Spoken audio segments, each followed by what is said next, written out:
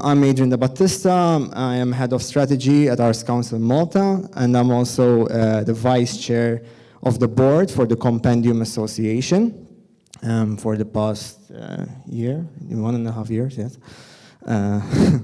Feels shorter. And I'm also, individually, I'm also a PhD researcher in cultural policy as well.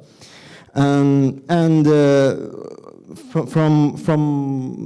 here to kind of make a bit of a roundup of what was discussed today, and it's very difficult to synthesize all that has been discussed into a few words. There are so many trajectories that we have touched upon. But something that hit me a bit, and I think there might be a quite consensus about it possibly, is the fact that notwithstanding the different geopolitical contexts that we all inhabit, and the way in which we define crises in relation to our own policy spheres, not just cultural policy spheres, but public policy spheres, I think there are some commonalities in there that we all face, that we all feel, that we all share, as we could see today. For instance, the fact that crisis in itself is a kind of a precursor to change. The fact that we've spoken about transformation, not just the digital transformation, but social transformation, political transformation, and change, which is also connected to change. And it seems like crisis and change kind of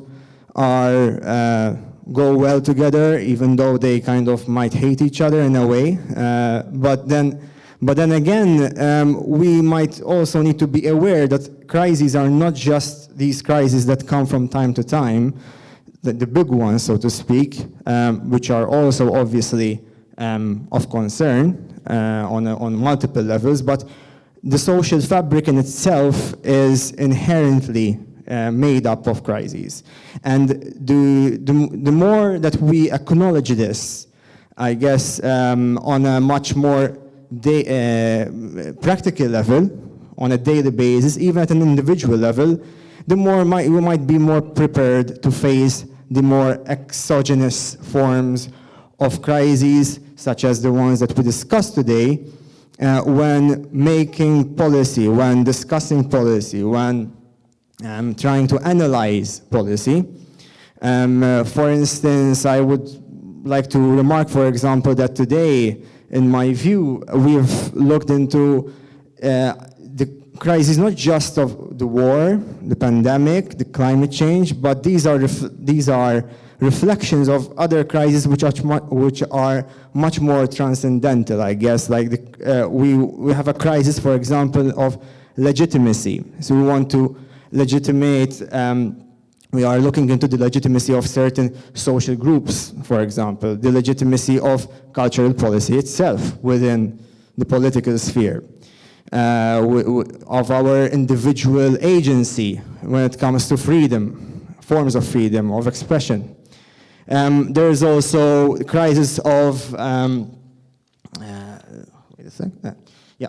crisis of subjectivity, the way we describe ourselves, the way we identify ourselves, the way we talk about our social collective, and that is something which is constantly being in formation, right? And so because of that, because it's never a universal thing and it's never on a complete thing, crisis is in there constantly, silently.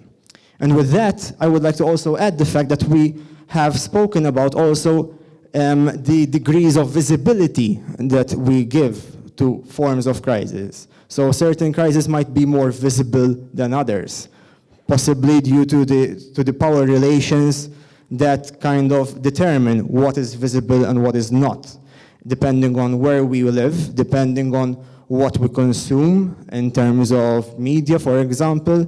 So there is a tension in there as well that I think we can be made much more aware of, and we were made aware of that today as we have discussed the issues of culture and the role of culture. Because in the end, culture deals with meaning, and meaning also inhabits a form of crisis in itself. So, for instance, it's part of the way the democratic process works. These different meanings that we kind of try to navigate through. And in the end, I hope that through these discussions that we had today, they were stimulating enough for us as policymakers, as policy researchers, to lead to some form of tangible action when we, get back home after such a lovely meeting. And this is quite encouraging for us, the board of the Compendium, for the coordinators of the Compendium, which I would like to thank, and I would also like to thank Carmen and the team at the National Institute of Cultural Research and Training, if I got that correctly, and because I think that you've done a great job, especially given that we're doing this after 2 years, not physically meeting, so that adds to the challenge. And before I close off, I would also like to thank you all for being here and for contributing so much to this discussion. I really like the concept of the fishbowl, by the way. I've never seen it, so it's quite, more democratic than that it can be, I guess.